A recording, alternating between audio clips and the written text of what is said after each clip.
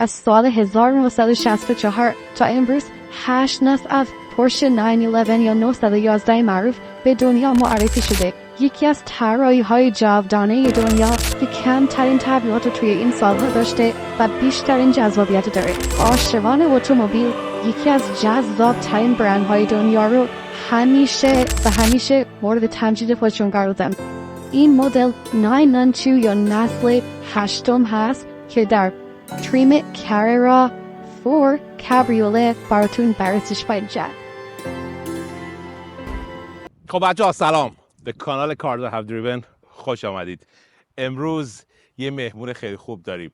911 نه توربو نه جی تی 3 نه چیزی، 911 کاریرا کابریوله یا به قول دیگه 911 روباز. ها چطور اینجوری صداش بکنیم؟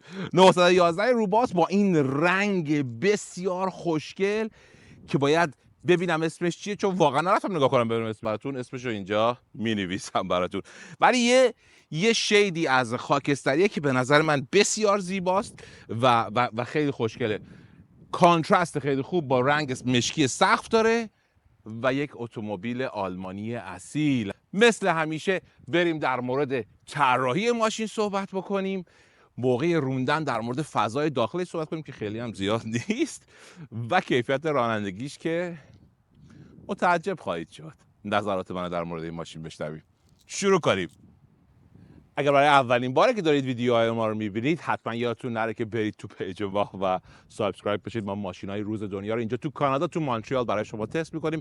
نظرمون رو خالصانه و صادقانه در مورد ماشین من میگم و هیچ جایی هم بایاس نیستم. خدا رو شکر میتونم هر چی دلم میخواد در مورد ماشین میگم. اوکی، بیایم سراغ طراحی پورشه 911 کاریرا. اتومبیل به شدت کلاسیک هست. سالیان سال هست که این ماشین داره تولید میشه. شاید متجاوز از 5 دهه هست که به این شکل داره تولید میشه. پورشه 100% به این دیزاین و طراحی پایدار موده، هرچند که یک سالی یه مقدار دریفت کرد و اون چراغا رو یه ذره تغییر داد که به نظر من حرکت اشتباهی بود. فیدبک بازار هم دید و برگشت دوباره به همین شکل طراحی کلاسیک خودش. دو تا چراغ روی گلگیر همونطور که می‌بینید که الان دیگه مزین شدن به 4 تا دونه LED اینجوری 4 تایی که بسیار خوشگل هستن. فول LED هدلمپ هست.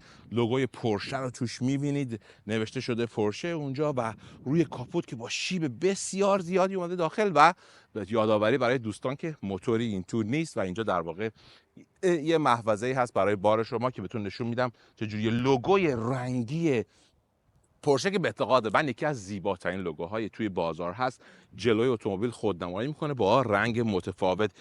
دو تا نوار LED این پایین نصب شده که تنها مدرنیته ماشین هست در جلوی ماشین نسبت به زمان قدیم. به اضافه این LED ها اینجا هواکش اینتیک های هوا رو دارید میبینید، دوربین جلو، سنسورهای جلو و اون لبه پایین جلو. این مدل 911 معمولی هست، 911 معمولی هست و هیچ چیز اضافه ای نداره. حتی این چراغ راهنمای قرمز رنگ، شب رنگ قرمز رنگ این نارنجی رنگ این بغل کماکان سر جای خودش هست. دو خط روی کاپوت که در دو طرف این سپر نشان سپر پورشه میان و وسط کاپوت میرن و این دو خطی که ازش جدا میشن دور میشن و میان روی شونه. این دو خط میان و تبدیل میشن روی شونه و تا عقب ماشین میرن که نمای جانبی رو براتون در موردش توضیح میدم. آینه ها بسیار جذاب طراحی شدن با این خط وسط هوا و این دوربینی که بغلشون هست و روی گلگیرها نصب شدن. یه نگاهی با هم دیگه بکنیم به نمای روبروی ماشین. کلاسیک، فوق زیبا، فوق العاده ساده، در عین سادگی بسیار بسیار جذاب هست این ماشین و دیدنش هیچ وقت آدم سیر نمیشه. دیگه بعضی یه زمانی گفتن که این ماشین تکراری شده، به نظر من این ماشین هیچ وقت تکراری نمیشه. شک ندارم که شما هم مثل من موافق هستید که پشت پورشه 911 یا 911 بسیار جذاب هست. از این دو تا دونه چراغ ترمز سوم عمودی این پشت که خیلی خوشگله و من روشنشون خواهم کرد برای شما، تا این شبکه‌های هوای موتور که این زیره قرار داره و تا این خط کشیده این قرمز رنگ بالا، لوگوی پورشه که به زیبایی تمام‌تر با اون فونت خاص خودش به صورت باز از همینجا نصب شده، سه بعدی که می‌بینید اینا همش به قول معروف توجه به جزئیات هست. 911 911 که خیلی لوگوی خوشگلی داره و این چراغای عقب که نازک و نازک و نازک و نازکتر شدن. پورشه توی طراحی اینها توی چند سال گذشته اگه نگاه کنید به نسل‌های دیگه، نگاه کنید نسل قدیم، یه نسل دیگه، یه نسل دیگه بذار، هی این چراغا نازک و نازک و نازکتر شدن. این عقب که میاد اینجا، این سپر اینجا خیلی خلوت، جای پلاک هست و دو تا دونه اگزوز فوق‌العاده بزرگ که البته دکمه اگزوز هم داره و شما صداش رو میتونید باز کنید. در موتور چه میگذرد؟ موتور این ماشین با اینکه قیمت ماشین رو بهتون گفتم 130,000 دلار هست و پورشه 911 هست، ولی بسیار موتور به قول معروف چی میگن خیلی متواضع این ماشین داره. 3 لیتر توربو، 6 سیلندر و عرض به حضور شما که 380 اسب بخار قدرتش هست و چیزی در حدود 500 520 نیوتن متر قدرتش هست. این قدرت هورس پاور، اینم نیوتن متر، حجم، مدل، موتور، سیلندر، اینا رو میذاریم اینجا که یادتون بمونه. عرض به حضور شما که خیلی اعداد و ارقام عجیب غریبی نیست، ولی این ماشین چالاکی و جذابیش رو ارث میبره به اون از مهندسین پورشه که شدیداً روی وزن، بالانس و تناسب کار میکنن و اون گیربکس 8 دنده ZF همیشگی که بسیار جذاب به قول معروف مچ میشه با این موتور و به شما خیلی خیلی شتاب خوب و در عین حال رانندگی فوق العاده لذت بخشی رو به شما میده. باز دوباره نگاه بکنید به عقب ماشین و نگاه بکنید حالا که سقفم باز هست به نظر من جذابیت بیشتری داره. این پایین خیلی خبر نیست، از دیفیوزر و این چیزا هم خبری نیست، فقط این شبنم این پایین سنسورهای عقب و فکر کنم که دوربین، بله دوربین هم که اینجا هستش.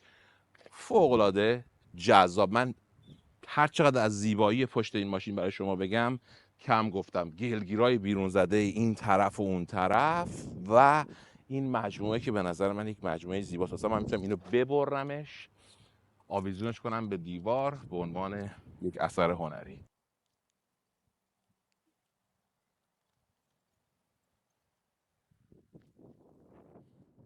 بدون شک نمای جانبی اتومبیل بدون من البته یکی از زیباترین نمایهای جانبی در دنیای خودروهای اسپورت هست.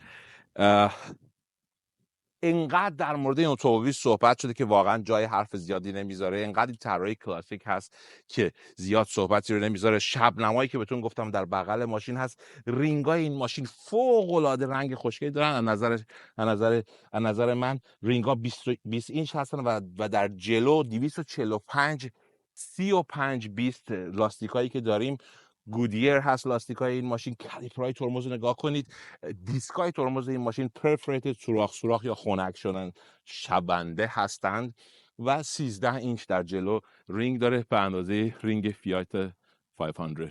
فیات 500 رو هیچ وقت فراموش نکنید. محفظه بنزین، بهترین در بنزین در بهترین جایی که میتونه باشه جلو نصب شده. چقدر حال میده واقعا. همیشه همینطور بوده، همیشه هم همینطوری میمونه. باز دوباره نگاه کنید به آینه. بهتون گفتم چقدر خوشگل روی در نصب و پایش مشکی رنگ، اون کانترست خیلی خوشگل به وجود میاره.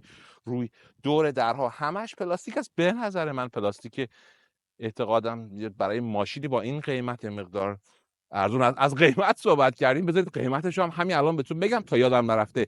در کانادا مدل 911 کارای کابریوله یه چیز حدود 130,000 دلار کانادا قیمتش یا 115,000 دلار آمریکا قیمتش است که به نظر من بهای بسیار گزافی برای این ماشین هست. حالا میریم جلوتر بهتون میگم چرا و البته پورشه است و زورش میرسه و این کارو میکنه. شیشه در جلو با شیشه فرملس و در جلو نگاه کنید با اون قوس خیلی جالب و اون خطی که بهتون گفتم از روی کاپوت میاد و اینجا میاد و تبدیل میشه به شونه شولدر ماشین که اون گلگیر بسیار زیبا رو هدیه میکنه به این ماشین که میبینید چطوری زده بیرون. و تو این مدل خاص این خطی که روش هست جایی هست که سقف ماشین باز میشه. دستگیره های در الان دیگه خیلی فنسی شدن، وقتی نزدیک ماشین میشید باز میشن میان بیرون و به این شکل هستن. در رو نگاه کنید، در رو باز کنید، در ماشین واقعا سوار و پیاده شدن به این ماشین حتی برای آدمای قد بلندی مثل من خیلی راحت هست. من هیچ مشکلی نداشتم. صندلی‌ها پایین هستن، ماشین پایین هست. اول باید باسنتون رو بذارید، ماتحت مبارک رو بذارید، بعد برید داخل، زانوهاتون رو بچرخونید برید داخل. بهتون نشون میدم ببینید چه بدبختی داره، ولی جالب است. گلگیر رو دوباره نگاه کنید ببینید تایرای عقب استاگرد، تایرای عقب این ماشین 305 هستن. 305 سی 20 همون 20 اینچ و فوق العاده تایرای پهن و دست فت واقعا فقط میتونم بهتون بگم چاقال نه ببخشید چاقالو یا چاق، نمیدونم، شما انگار روی لغت چاقال حساسیت دارید. به هر صورت بسیار تایرهای چاقی هستن و این گریپ خیلی خوبی به این ماشین دلیلش این هست. باز دوباره کالیپرهای قرمز رنگ پورشه و دیسک ترمز پرفریتد 13 اینچ جلو 13 اینچ عقب، سیستم ساسپنشن استرات در جلو و مالتی لینک عقب. تقریبا تمام ماشین‌های مدرن امروز این رو دارن، با این تفاوت که این مدل شما میتونید با فشار یک دکمه ادجاستش بکنید. باز هم نگاه بکنید به سویپی که اینجا شده اومده اینجا و بعد این چراغ عقب که بخش بزرگی از گلگیر عقب رو هم در بر گرفته. من فکر میکنم که بهتره که باز بکنم سقف و با سقف باز هم شما ببینید وضعیت ماشین چه شکلیه، به خصوص از زاویه بغل.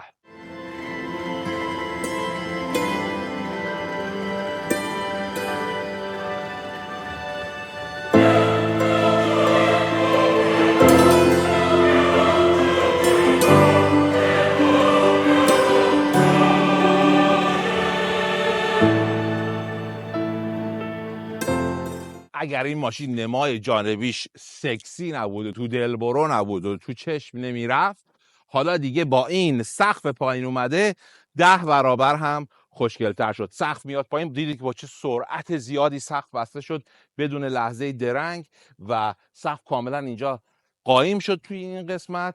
و صندلی ها که یک پارچه و یک تیکه هستن. این پشت ماشین رو کنید، تمام سری کارا این پشت ماشین اینجوری کوپولو خیلی باحال هست. باز دوباره نگاه بکنید درها رو که اینجا فریملس هستن و فوق العاده زیبا هستن. موتور رو نگاه کنید به چه زیبایی و فنسی پنسی درش باز میشه و وقتی در موتور رو باز میکنید خیلی چیز آنچنانی به شما نمیده. این هواکش میاد بالا، دو تا دونه فن اینجا هست، این فنا رو اینجا شما میبینید و عرض بر شما که جای روغن و جای آب. خداحافظ شما. روغن هم موبیل وان استفاده میکنه این ماشین، هیچ چیز دیگه این ماشین در دسترس نیست که بگیم موتورش رو نگاه کنیم چه شکلیه، برای اینکه بسیار پیچیده است و این همون جاییه که بعضیا دوست ندارن در مورد ماشین‌های آلمانی.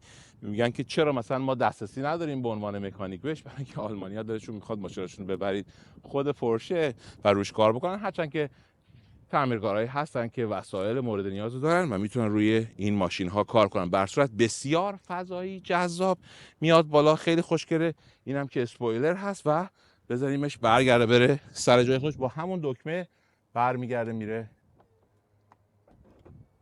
سر جای خودش.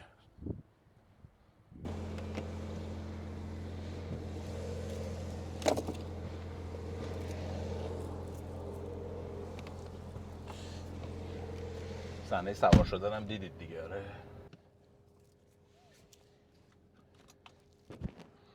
خب صحنه سوار پیاده شدن من رو به پورشه 911 یا الان براتون میذارم یا آخرش براتون میذارم. آخرش بذارم آبروم کمتر بره، خیلی سخته سوار پیاده شدن توش. راه بیفتیم بریم بچه ها.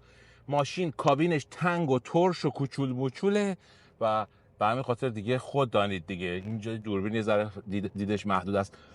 اگه از همین الان شما اومدید و همراه من شدید، من دارم 911 کاررا 2 کابریوله یا روباز رو براتون تست میکنم. مدل سال 2022. ماشین رو میبریمش اول توی جاده غیر اتوبان، نگاش کنید ببینید دستاندازات تو چطوره.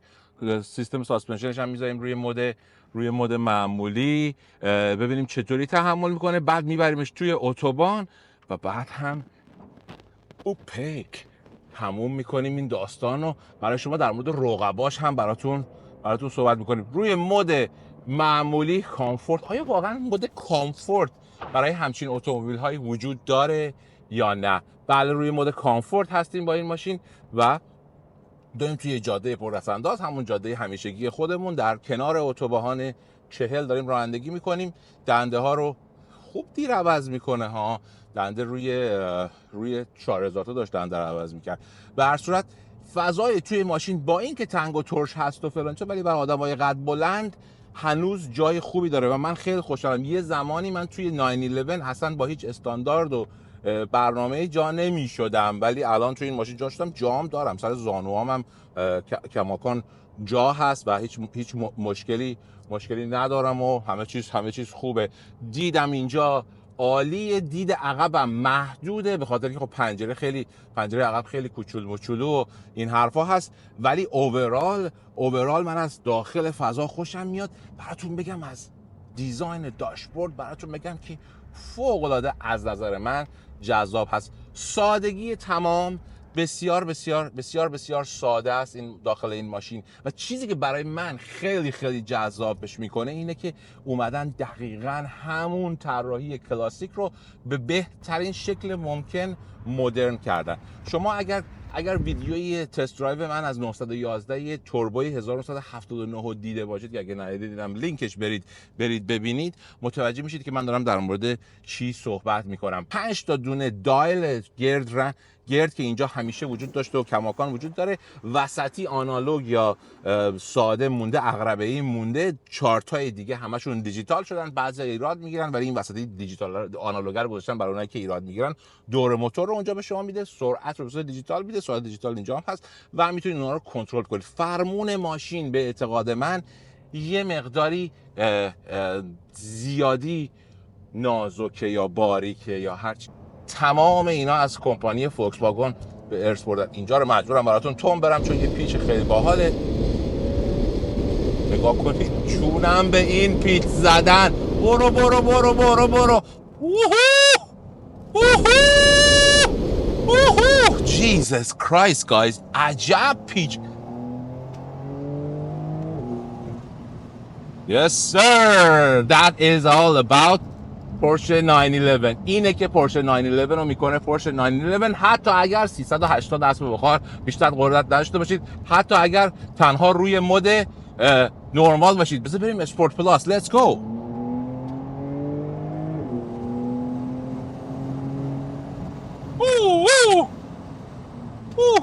ترمزا رو نگاه کنید چطوری من با خیال راحت ترمز میگیرم، چقدر من راحت نزدیک. معکوس، بله معکوس دستی بود. جلوم یه دونه نیست. بله خب دست اندازا رو توی مود واقعا کامفورت یا معمولی یا نورمال، اسمش گذاشتن نورمال اینجا، بعد نیست. ولی خب دیگه من انتظارش رو داشتم که تکون میخورید، صندلی‌ها شما رو خوب میگیره. ولی خب نگاه کنید صندلی‌ها اون صندلیایی نیستن که خیلی راحت باشن، خیلی نازک هستن و تکونا رو دارید دیگه تکون میده. ولی واقعا کی اصلا براش مهمه خدا وکیلی وقتی که میتونید توی این ماشین انقدر حس خوبی رانندگی داشته باشید. بچه‌ها چی بهتون بگم، واقعا اینو بهتون میگم، this car it get into you، یعنی میره زیر پوستتون. انقدر این ماشین همه چیزش سر جاشه و درسته که در واقع باعث میشه که شما احساس بکنید که اصلا توی یک فضای محیط بهتری هستید. توی رانندگی لذت ببرید. اگه واقعا علاقه‌مند به اتومبیل رانندگی هستید، واقعا بهتون میگم که این ماشین لذت بدون حد و حصری بهتون میده. حتی با این موتور باز دوباره 380 اسب بخاری. برگردیم به داخل ماشین، بهتون میگم 5 تا دکمه خیلی خوشگل اینجا کار گذاشتن با چه کیفیت ساخت خیلی خوبی. یه قشنگ دست که بهشون میزنید حس گرم بودن و متال بودنشون رو حس می‌کنید. یکیش مال ساسپنشن هست، یکیش مال تراکشن کنترل، یکیش مال چارجرها، یکیش صدای اگزوز.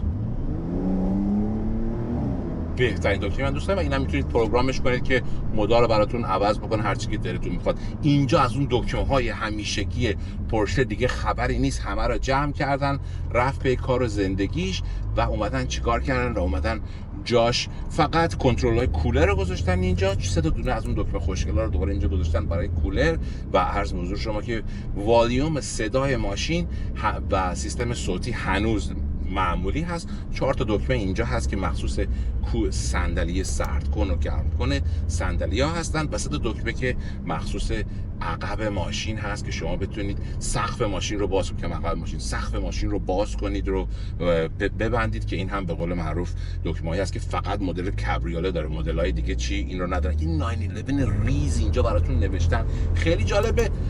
آره میدونم داشتم از دستش فرار میکردم. دست دنده آقا من دست دندش خوشم نمیاد. من نمیتونم بفهمم که چه اشکالی داشت که مثلا دست دنده خوشگل ما اینجا میتونستیم داشته باشیم.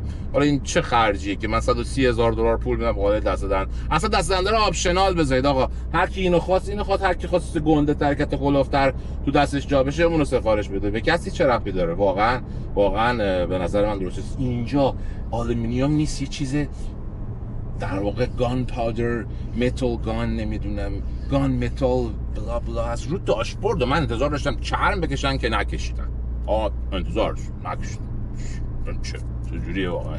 این کرونومتر و ساعت اینجا هست، هیچ هم به ما سر در نیاوردیم واقعا. بشه در پای دیگه گذاشتن اونجا روشون هم نمیشه درش بیارن. سیستم صوتی ماشین بوز هست. اینجا کاپ هولدر ندارید، اگه بخواید کاپ هولدر بذارید عملیات دارید. عملیات رو ببینید، عملیات کاپ هولدر گذاشتن، عملیات باید انجام بدید. اینجا یه دونه جا هست که عرض به حضور شما که تلفنتون رو میذارید رو شارژر و برنامه که خیلی هم خوبه. صندلی ها رو میبینید که صندلی ها لوگوی پورشه دارن، یه تیکه هم هستن این صندلی های یه تیکه با لوگوی پورشه. و عرض به حضور شما که وسایل نامه تمام داخل ماشین. خیلی ساده‌اش داشبورد هم داره که خیلی هم بزرگه، اصلا داشبوردش خیلی عمیقه. ماشین به کوچولویی داشبورد داره.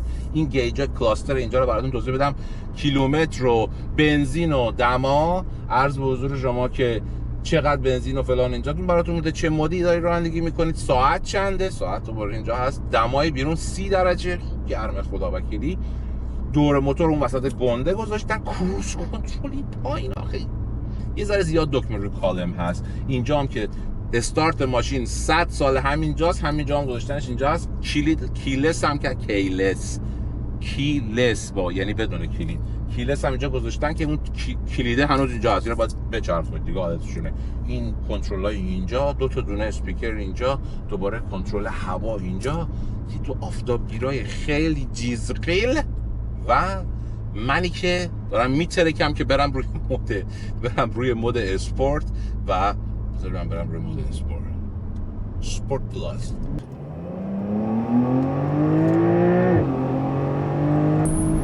صدا رو دارید؟ جونم صدا. وای وای وای وای وای.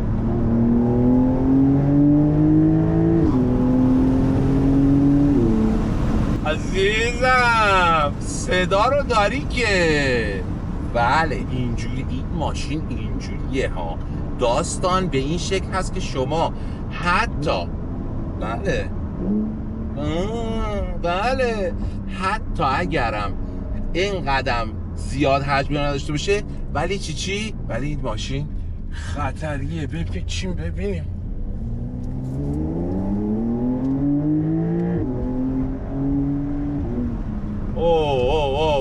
This thing is nasty.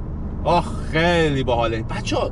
یادتون نره این ماشین بیس 911 یعنی ضعیف‌ترین موتور 911 رو داره و من اینجوری هیجان زده میشم و لذت میبرم و شما هم صدا رو میشنوید. ببینید چطوری دنده رو کم میکنه. من الان دنده‌مو بذارم روی 70 کیلو به 4000 تا RPM، این بهترین حالت هست.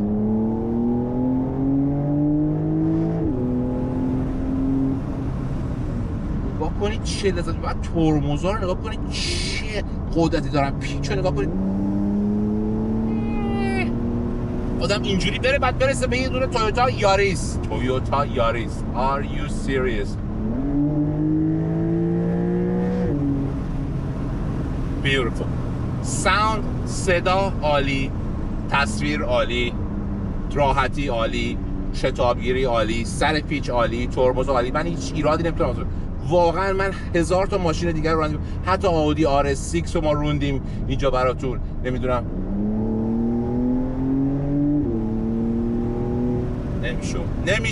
نمیشد اینجوری صدا نداد. همه این ماشینا رو ما روندیم براتون پشت پیچ، از یه حدی به بعد پشت از دست بدید.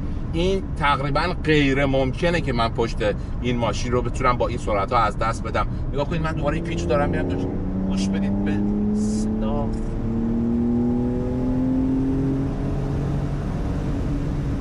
دامنه RPM این ماشین 8000 تا انقدر زیاد هست که اصلا 7000 بزرگ هستن، شما احتیاج به دنده عوض کردن ندارید. هیچ دندهایی که کم میکنه پشت سر هم منو میکشه. Oh Jesus Christ, this is beautiful. میشنوید چه رانندگی داره این. This is absolutely awesome. This car واقعا هیچ جای سوالی نمیذاره. هرچند که بهتون گفتم با احتساب قدرت موتور قبل از اینکه من این ماشین رو برونم بهتون گفتم که به نظرم خیلی گرون میاد، ولی معتقدم که دست دنده من اذیت میکنه. دست دنده اصلا خیلی اینجوری حس خرما. چیه این حس خرما داشته؟ ولی واقعا پرفورمنسی که از این ماشین ما میگیریم انقدر باحال و جذاب هست که اصلا باور نکردنیه. فانتاستیک درایو، فانتاستیک. اصلا هیچ جای شک و شبهه‌ای نمیذاره. یه دونه لانچ بکنیم براتون. روی اسپورت پلاس هستیم. تراکشن آف.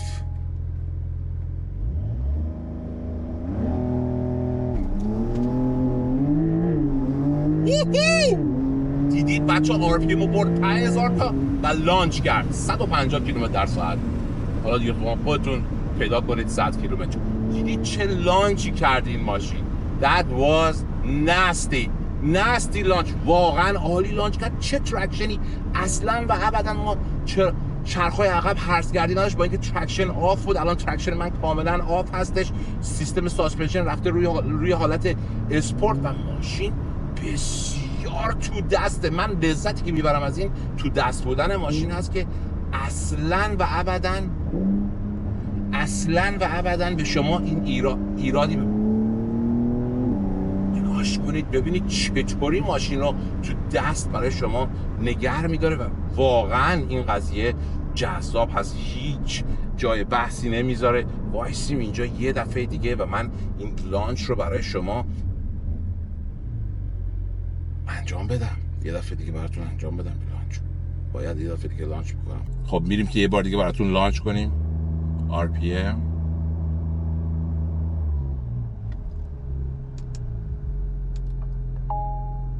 traction off.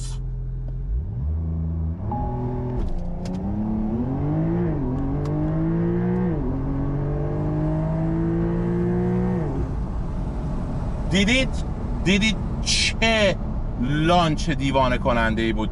من اون چسبمو نیاوردم، مثلا مجبور شدم اینجوری براتون لانچ کنم یه دستی. چه قدرتی من دارم تو دستم این ماشین رو یه دستی برای شما لانچ کنم. جونم به این صدای تو که من دوست دارم عزیزم. خیلی خوب. یه نکته دیگه یادم رفت در مورد این ماشین بهتون میگم که یه دکمه داره اینجا. دکمه دوباره بهش میگن، ببین الان شما من روی اسپورت پلاس هستم، شما میتونید یه دکمه بزنید بوست. این به شما ریسپانس بهتری میده.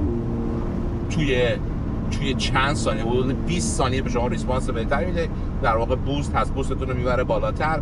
ولی این هم از نکات جالب این ماشین است. من آوردم ماشین رو بردم روی مود نورمال. یه دور اینجا بزنیم قبل از توی اسپورت پلاس بخوام دوباره ببینید که چقدر این ماشین سر مثلا یه پیچه، چقدر این ماشین عالی هست. عالی بدون هیچ نقص و ایرادی. و توربوزا رو نگاه کنید. بریکینگ فانتاستیک بریک بدون هیچ ایرادی. بچه‌ها بریم روی مود کامفورت، ماشین رو برگردونیم روی مود نورمال، رانندگی نورمال باهاش بکنیم، مسیر رو بریم در مورد رقباش براتون صحبت کنم. دیدید که تکنولوژی و مهندسی پورشه با استفاده از استفاده درست از ابزارشون، حتی با یه هورس پاور خیلی معمولی تونستن 400 اسب خورد معمولی نیست ولی تونستن چه پرفورمنس جذابی رو به این ماشین بدن. و رقبای نزدیک این اتومبیل به نظر من مرسدس AMG GT هست توی اون لول. شاید یه جورایی بشه گفت که خیلی سخته بشه واقعا اسمی از R8 آورد، ولی R8 هم واقعا رقیب این ماشین هست که از نظر قیافه به نظر من خیلی خشن‌تر هست R8، ولی از نظر پرفورمنس به نظر من به هم R8 هرچه که هورس پاور خیلی بیشتری داره ولی خب پرفورمنس این ماشین هم نزدیک است. به هر صورت با این قدرت و با این برنامه من معتقد هستم که این ماشین در مارکت جایگاه خیلی ویژه‌ای داره، هرچند که واقعا اعتقاد دارم که قیمت این اتومبیل با احتساب همه چیزایی که دور و برش هست فوق‌العاده گزاف است و کارشناسای دیگه هم حتی مجله کار اند درایور هم به این نکته اشاره کردن که این ماشین با اینکه هیچ ایرادی نمیشه بهش گرفت و واقعا 10 از 10 به این ماشین دادن 10 از 10 به این ماشین دادن و همه چیشو عالی دوست گفتن. واقعا قیمتش استرونومیکال پرایس، یعنی روی این ماشین گذاشتن قیمت نجومی به قول خودمون روی این ماشین گذاشتن که واقعا آدم انتظار داره که قیمت بهتری داشته باشه. به هر صورت اوورال واقعا اگه من بخوام به این ماشین نمره بدم 100% نمره قبولی به این ماشین میدم. اگر در نظر قیمتش رو در نظر نگیریم، اگر واقعا قیمت $123,000 در نظر بگیریم، شاید که ماشینایی باشن با جذابیت بیشتر نه، ولی به اندازه پولی که میدید شاید چیزی گیرتون بیاد که احساس کنید بهتره. ولی خب دیگه برند پورشه یه برندی که فوق‌العاده شناخته شده و حساس و خاص هست. شما پول برند رو دارید میدید و پول پرفورمنس، پول مهندسی رو دارید میدید. هیچ ایرادی این ماشین نداره. بهتون میگم برای یک رانندگی اسپورتی جذاب لذت بخش چیزی بهتر از این توی بازار وجود نداره. کاش یه ذره معقول‌تر پورشه قیمت بزد، ولی خب این روزا پورشه روی سیبیل شاه نقاره میزنه و هر کاری دلش میخواد میکنه. دوستان عزیز، امیدوارم که از این ریویو مثل همیشه راضی بوده باشید. انتظار داریم ازتون که با شیر کردن و لایک کردن و کامنت گذاشتن نظراتتون رو به ما بگید، حمایت از ما بکنید و بدونید و آگاه باشید که هرچی شما بیشتر از ما حمایت کنید ما ماشین‌های بیشتر و بهتر و جذاب‌تری براتون میاریم. بازم متشکرم، روزتون بخیر، خداحافظ.